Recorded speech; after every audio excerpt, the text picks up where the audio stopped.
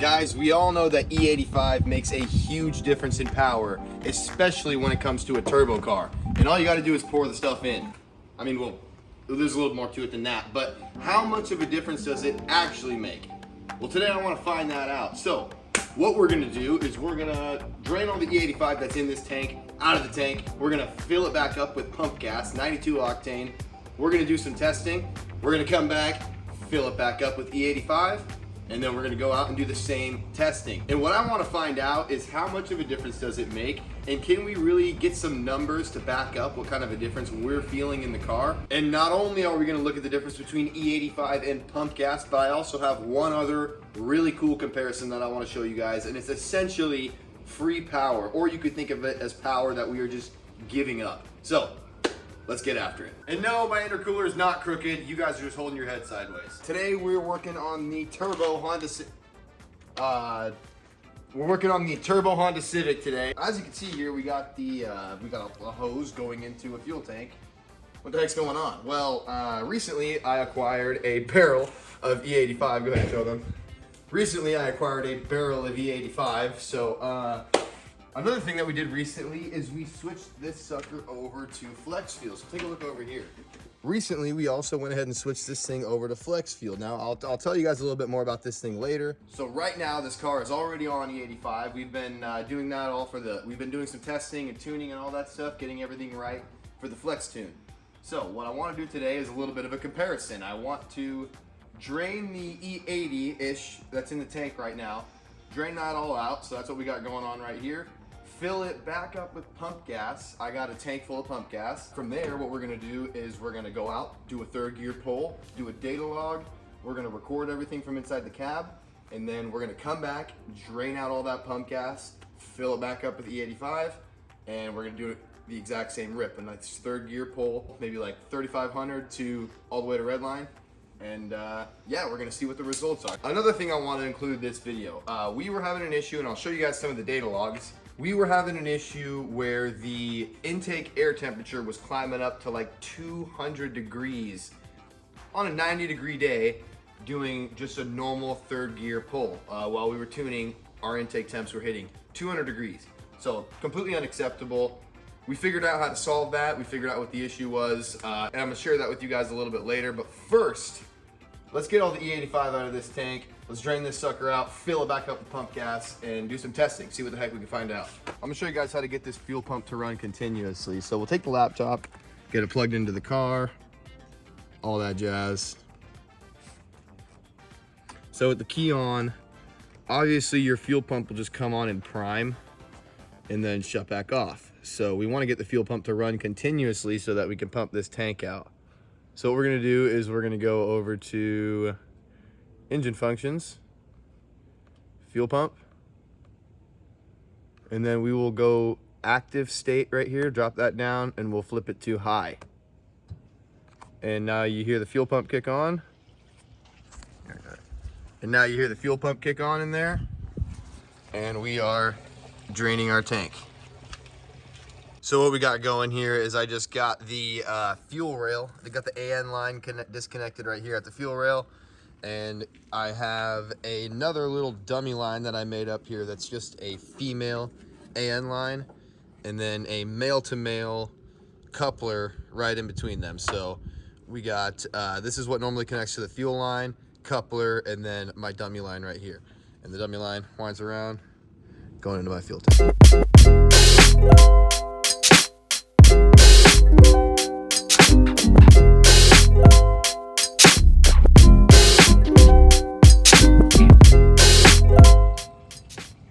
There's not much fuel in the tank. It should go pretty quick. Oh, looky there. It's starting to dribble out now. What we're gonna do is we'll just go ahead and shut this thing off. Turn it back to low. That'll kick the fuel pump off. And we'll let it cool down a little bit, because these things don't like to just pump air. They want to have that fuel flowing by the pumps. That's what cools them. So yeah, we're gonna give this thing a second to cool off, and then we'll kick it back on, pump the rest of the fuel out of this tank.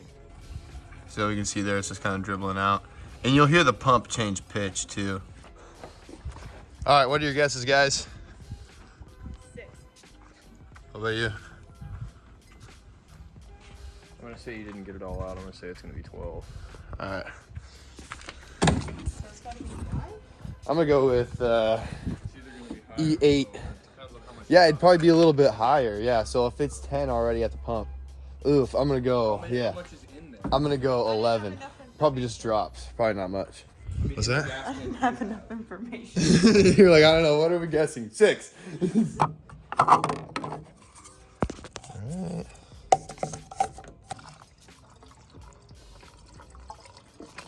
Drink it up, honey. You gotta be careful not to spill any.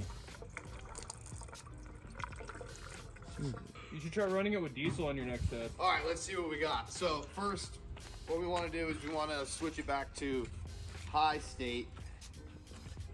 We want to switch it back to the high active state here. Let that pump run for just a second. And we'll let it all mix up a little bit. And I can also check this sucker for leaks. Make sure this thing stays nice and dry. Alright, well, I let it run for a little bit, but we're reporting E50.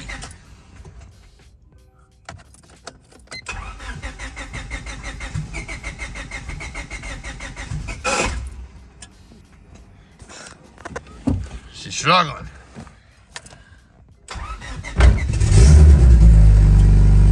There she goes.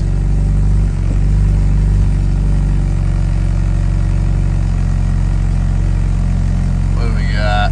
Come on. Damn. Still at E50. Maybe it just drops low. Maybe it just drops slowly. And then rises quickly, because normally it goes up pretty quick when I fill it up with E80, but it seems to be dropping pretty darn slow. My fuel level's also showing pretty darn low. But I filled that sucker up with 3 gallons at the gas pump, so we might have to go to the fuel station and top this thing the rest of the way off with pump gas. Yeah, look at that, it's just stopping right there. Come on. Alright, let's put some of this yummy nummy space age fuel in here. I wonder if I should use 87. That ain't gonna be minimum octane rating. It's all 10. Yeah, it's all 10. It's all E10. Alright, no peeking. It could be because we were parked on the hill. It could be. I might not have picked it all up. But I think parked uphill is where it's going to have your pickup So tube's it's going to bigger be. than a 10-gallon tank for sure. Probably a 12-gallon tank, I'm going to guess. Most cars are 12-gallon tanks. Let's get down to like, I'd love to get down to like 10. If we could get down to like the number we were shooting for, that'd be great. So we had the boost control set to a rotary trim switch. Right now we're on position 2. Everything above 0, you know, every notch is 2 pounds. So 0 is 14, 1 is 16, 2 is 18. We're on 18 pounds right now. That's what we'll do this test on. You can pull that away. So that's what we'll do this test on, and that's what we'll do the next test on. We'll make sure we stay on rotary trim position 2. Just so you know, you can't see you on this camera right now. And then the other thing, yeah, that's cool. And then the other thing I want to make sure of is that we stay at around 70 degrees for the intake temps. I know it's going to drop a little more while we're driving because it's colder. The ambient temperature is a little colder. So even if it's probably 10 degrees warmer, you know, it might stay at 70 degrees. But, you know, we'll try to keep it around this. So I'll go out earlier tomorrow morning before it gets too warm. Yeah. Hit F6. F6, you're logging. Close this a little bit. Right there in here. Try to start at 2,500. I'll go wide up and go. Alright, ready? 1, 2, 3, go.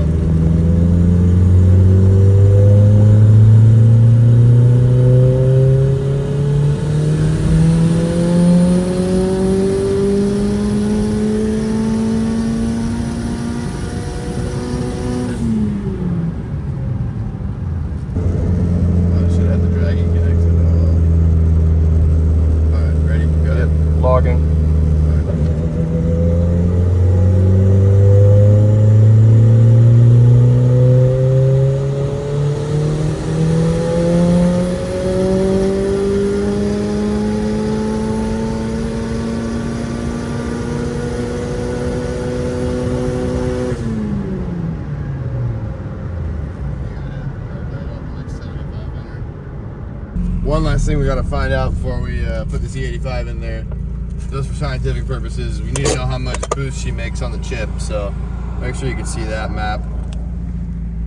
All right. Yep.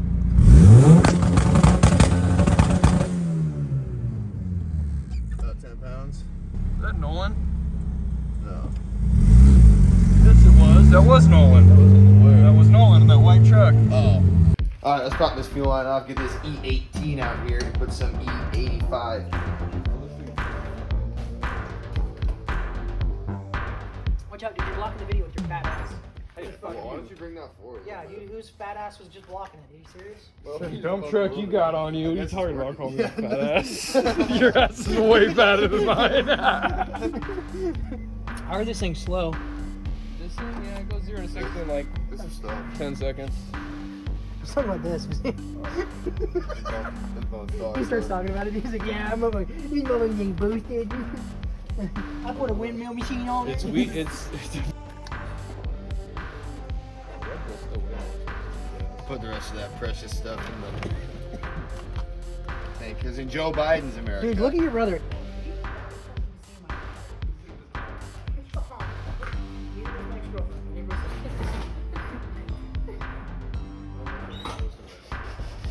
Hey, dude, it's really hard. Are you running still? Something changed. It slowed the fuck down. I don't know what happened. How many gallons did you say that was? You weren't counting? Well, fuck, dude. We gotta pump this all back out. Dude, he's going backwards. Pump it the other way. He's going backwards, dude. We got 99% full tank, and we are only at about E71. So that's kind of a shame. Sadly, we'll have to do a test, and then I don't know. I don't know what to do. I don't know how to get that content up higher, because I don't really want to drain this all out. I guess maybe we'll just go for a nice long drive and fill it back up with the 85. Maybe we'll get down to like half a tank or something like that and top it back off from there. See where that gets us. But we'll do a test on E71. Why not? Alrighty guys, we are back from our E18 run. I believe it was about E18 that we had in the tank. It's the next day. The weather is pretty similar. It's a little more humid. It's about 5 degrees warmer, but you know what? I think that's close enough for a comparison. We got this tank filled 100% up with E85. It's still only testing at about E74, I think. We'll take a look at that here in just a second. But and that's as high as we're gonna get it. The tank's all the way full, and that's just kind of where it ended up at. So we'll do a test on that. Let's go out and make some runs and get some data logs on those exact same roads, doing the exact same third gear pulls, and see what the difference is. E18 to E75, essentially we'll call it E20 to E75. So about 50% difference in ethanol content. And that's not all, folks. When we're done with all that, I got one more comparison I want to do at the end here. Now, as I mentioned in the last video, what we set out to do was we wanted to lower the intake temperatures. And I figured out a way to do that by 100 degrees. So make sure you stick around, because after we're done with this E85 comparison, I'm going to show you exactly how we were able to accomplish that and the tips that I learned in the process. All right, we got that nice E73 in the tank, but it's full, and that's about as close as we're gonna get for now. So we'll just go ahead and do our tests like this.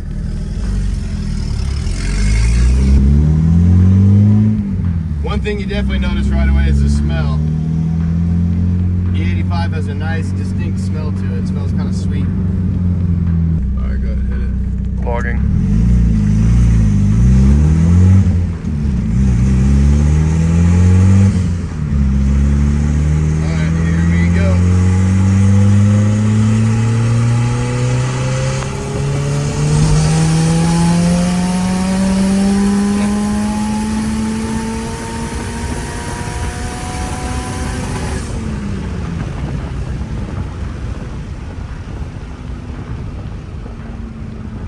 Told you. Here we go.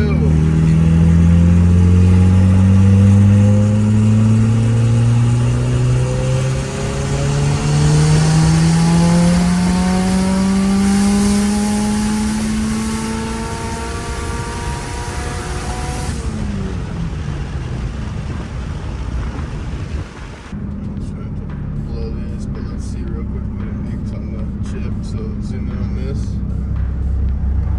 Put on the two-step. Ready? Yep. You see the map right here? Yep.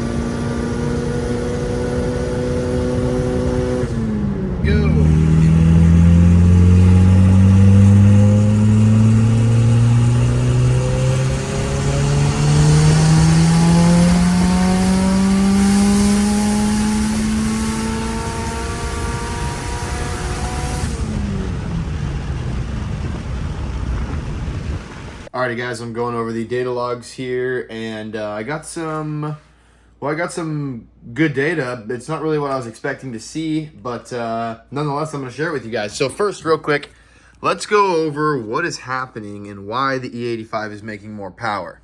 So it's commonly known that E85 has less energy in it, so you have to use more of it in order to get the same amount,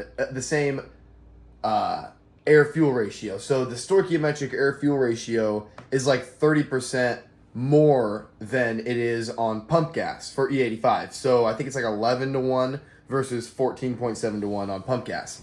So you got to use a lot more fuel. That's not what makes more power. The more fuel does two things. One, it provides more exhaust volume, so that could help spool your turbo up quicker. But the other thing that it does is it cools everything off. So that larger volume of fuel going through your system provides a cooling effect, which cools everything off, and it'll cool off your exhaust gas as well. Which the turbo is also not just driven by exhaust, it's driven by heat as well. So anyway, that's the nitty gritty of it, but let's look real quick here. So on our first run, which is what we're looking at right now, we were at, our peak boost was 17.9 PSI. So let's go ahead and look at our base ignition table.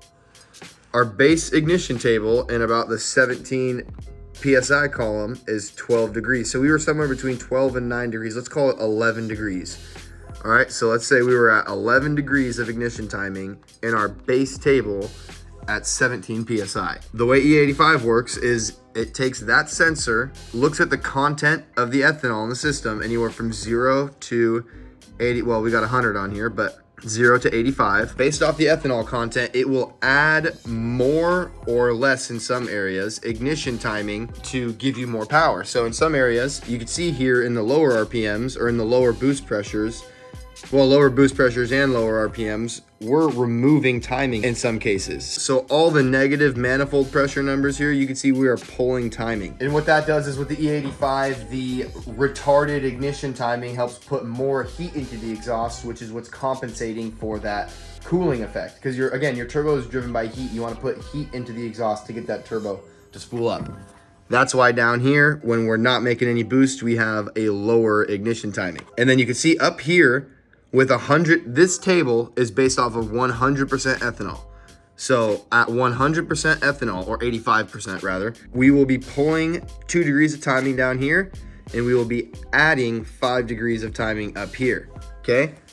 So that is the 100% table. So we got our base table right here. So remember we said we're at around 11 degrees of timing, right in this kind of middle of these two columns. Call that 11 degrees. And then we go over to our fuel composition correction. And in the same column, we are at 5 degrees. So that would be 16 degrees of timing. That's if we had 85% ethanol. It references that sensor, calculates how much ethanol is in the fuel, and then it goes and references this table right here. So this table has an axis for the fuel composition. Look, we got the 85 in our axis. At 85% fuel composition, we are asking for 100% of what's in our correction table, okay? Hopefully that makes sense. So with full E85, we are asking for 100% of what's in that correction table. So that would be 5 degrees of timing at E85. We're adding 5 degrees of ignition timing at E85. So we go from 11 degrees to 6 degrees. Let's take a look at what we have at E70, because that's what we were running at. We were running at right around E75. So at E70, so that would be this column right here, we have 81% of the number that's in our correction table. So let's go back to our correction table. Again, 81% of 5 degrees. Let's do a little bit of quick math here. That's 5 degrees, so let's just make this easy. Let's make it 10 degrees and go 80% of 10 is 8. We'll divide that by 2. That gives us 4 degrees. So at E75, we are getting only 4 degrees because that's what the scalar correction table is asking for. So hopefully that makes sense. That's a little bit of the technical side, the tuning side. I don't know if all of you are going to be interested in that, but let's quickly go over the results. Now, for the most part, I'll leave my notes right here for a second so you guys can look at that if you want to. And I'll just say for the most part, what we're noticing, what we have right here is at 40, I just picked a random RPM and compared 3 parameters. So at 4,100 RPM, what is our manifold pressure? That's right here. What is our coolant temperature sensor? And what is our intake temperature sensor? So that's what we got right here for each run. We got the E75 first run, E75 second run, and the same thing, 18 first run, 18 second run. Now, the one thing that stands out to me is the peak boost value. On the lower ethanol content, we made more boost. Now, we were targeting the same pressure, but we made a pound to a half a pound more boost on the lower ethanol content, lower ignition timing. Because again, remember, what's really giving us the power is the ignition timing. What does that mean? Well, a common rule of thumb when you're tuning your car, again, if you don't have a dyno, one thing you can look out for to know if your ignition timing is helping or hurting, let's say you're at 12 degrees and you're like, I want to add 2 degrees and see what happens. So you bump it up to 10 degrees. Well, rather you bump it down to 10 degrees. A good way to know whether or not that actually made a difference in the right direction is 1, your butt dyno is going to tell you, and 2, if your boost drops down a little bit, if you made a little bit less boost and felt the same or better, then that's a good indicator that it liked that ignition timing. So all that being said, the results, I don't know, they're a little bit surprising. I'm not gonna lie. I thought there was gonna be a way bigger difference. Again, that could be because the resolution on the data log isn't very good. But that's the results we got. All right, enough talking. You guys saw our intake temperatures are chilling around like 80, 90 degrees.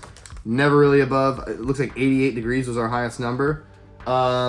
Before, we were getting up to like 190 degrees on these third gear pulls. So let's go talk about how we fix that.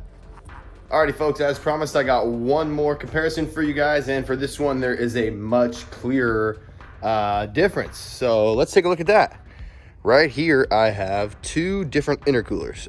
They look pretty much, I mean, for the most part on the outside they look pretty much the same, but they're very, very different. So let's just take a close look. First of all, it's much harder to see through this one. So it's got much more densely packed fins, whereas this one, well, you can see the Honda through there pretty well. This one is made in China. This one is manufactured in the United States. Now, that doesn't necessarily mean all intercoolers from China are bad, but it probably does. It comes from China. That's why. Let's look at the size difference between these 2 intercoolers. Now, they're both 2.5-inch inlet and outlet, of course. This one was advertised as a 3-inch intercooler, a 3-inch core intercooler, but it is only about 2.25 inches thick. Now let's take a look at this one. As you can see already, it is quite a bit thicker, so much so that my calipers here barely fit around it. We are reading 3.5 inches. And it becomes really apparent when you look at it from the side. Boom. Okay, so this is a Mishimoto knockoff radiator. This is a tube and fin design. This is an ETS radiator. This is a genuine ETS United States made radiator. I went and picked it up from the manufacturer in person. First, let's take a look inside of this one, the Mishimoto knockoff. Look at all the daylight that is visible through these fins. I mean, you can literally see everything on the other side. The camera doesn't pick it up so well, but it's clearly not packed as tightly. So let's, you know what? Let's just take a look. Let's count. We got basically a W's worth of fins inside of that tube, and let's assume another W's worth of fins inside of that one. So 1, 2, 3, 1, 2, 3, 1, 2, 3. 6 fins in each tube. Let's take a look over at this one. Again, different design. It's a bar and plate. That one is a tube and fin. Look at the complete difference. And first of all, you can only see a hair of daylight through this thing. They're packed so much more tightly. And obviously, I'm not going to sit here and count all of them, but I'd say there's probably 15, 16 fins per tube. So, again, tube and fin, bar and plate. The way these are constructed is there is literally a plate of aluminum, as you can see on top, with fins underneath it, and then another plate below that. So then you close that in on either side, and you get essentially what becomes a tube, but they become a stack of plate after plate after plate after plate after plate after plate with fins on the inside of them, boxed in, which is what we can see in here. Each one of those openings with fins on the inside of them is a enclosure on the outside, and vice versa. Each one of those enclosures on the inside between the fins is one of these openings right here. So it ends up being a stack of bars and plates with fins in between them to exchange the heat. So what does all that mean? Essentially, they're two different designs. They just work in two different ways. So first of all, the bar and plate design is a much heavier designed intercooler. So what does that do? Well, first of all, it stores a lot more thermal energy, so it doesn't get as hot as fast. The only problem with that is when it does get hot, it tends to stay hot and it's harder to cool off. Whereas these ones, if you had an efficient one, this one's not very efficient, as we'll see here in just a second. If you had an efficient one, these are designed to heat up much more than these ones to a point where the outside air is extracting as much heat as you're putting into it. So they'll run maybe, however much hotter, but they'll be able to maintain their temperature much better than these ones, because these ones have a lot more thermal energy. They store more thermal energy than these ones do. This bar and plate intercooler, which is roughly the same dimensions, again, it's a little bit thicker, a little bit longer, but it's the same class of intercooler as this one, a front mount half-size intercooler. This one weighs 5 pounds, this one weighs 17 pounds. So it's more than triple the weight of that one. Again, stores more thermal energy, it's gonna stay colder for longer. So, enough rambling on. Let me show you guys the results here. What we're looking at the bottom here is a data log of a third gear. This was after a back-to-back pull. So this is the second pull in a row in third gear, and these were both done in the same day. So look at this. Our blue trace is our air temp, our red trace is our RPM, and I just threw up the coolant temperature there as well, just for reference. So let's take a look here. Our peak air temperature, again, the blue trace, that's where we are located at. That would be this gauge right here. We hit 91 degrees for our peak air temperature. Now let's take a look at the other data log I have pulled up here. This is the same deal. Third gear pull after a back-to-back. This is the second one in a row. We're looking at the peak. Our air temperature is the green trace this time. We're looking at our peak right here. We hit 184 degrees. China. Now, folks, can you guess which data log was done on which intercooler here? Now, of course, the intercooler that clocked the 90-degree air temperature was this bad boy right here. So this thing is absolute junk. What is the lesson here? Well, this is a lesson that I've learned repeatedly as I've been building this Honda. Don't buy parts from eBay. Or if you do buy parts from eBay, don't buy stuff like intercoolers. Don't buy stuff that's meant to, actually do a job. Don't buy fuel injectors. Don't buy fuel pumps. Don't buy intercoolers. Don't buy stuff like that. And really, you probably shouldn't even buy the intercooler piping if you plan on ever welding on it in the future, because that stuff is going to be so thin, such low quality aluminum that, really, it's impossible to weld that stuff together. Nearly impossible to weld that stuff together. So just avoid eBay parts as much as you can. It's fun. If you're really on a budget, you got to do what you got to do. I started this entire project with eBay parts, but I quickly realized that if I wanted to meet the power goals that I was aiming for, I was not going to be able to do it on these eBay parts. And in fact, if you think about it, I almost lost an engine. So we were hitting 184 degrees. If Haltech didn't have a correction here, take a look. Go to corrections, go to air temp corrections. At 100 degrees, 14 PSI, we pulled 5 degrees of ignition timing. at around 180 degrees. It's kind of right between these two columns right here.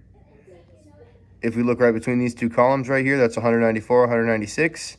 And we go over to kind of where we were operating in the boost level here, in the top of the 14.5 column. We were pulling 5 degrees of timing. So that is what saved this engine from not blowing up when the air temperature was hitting 180, 190, 200 degrees. That is enough to blow up an engine. I mean, that is crazy excessive intake temperatures. That's not something that you can do sustainably, and that's something that I was doing over and over and over again because I didn't have a laptop sitting up next to me and wasn't able to watch the thing all the time. It's only after we were going back through the data logs that we noticed, what the heck, our freaking intake temperatures are going absolutely insane. And it took us a while to even notice that. So guys, stay away from eBay parts. It's gonna end up saving you money in the long run. But if you do gotta buy them, just keep in mind that you're gonna end up buying it again because you're gonna end up throwing that crap away. Guys, first of all, you gotta freaking check this out. Just look at this freaking sunset, dude. The camera sure doesn't do it any justice, but that's crazy. Guys, I'm not gonna lie to you, I'm not entirely satisfied with the results of those tests. I thought there was gonna be a way clearer difference in the data logs that we were gonna be able to point to and say, ah, that was the E85 run, that was the E19 run, or whatever it ended up being.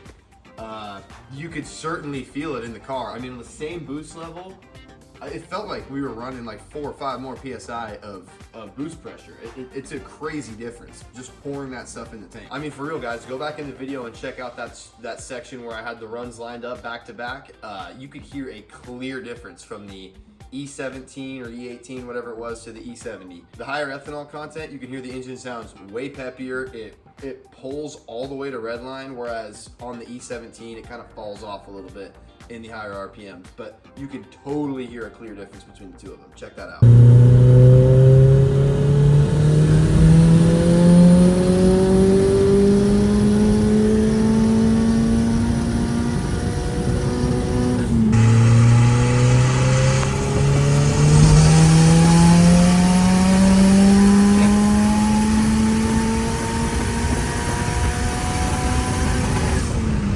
And we weren't even on a full E85. I think we saw like what? I think we were getting like 4, maybe 4.2 extra degrees of timing. We still have like another half a degree or more of timing left in that table if we were to go up that extra 10% of ethanol. So, I mean, maybe that's why we couldn't really see a huge difference.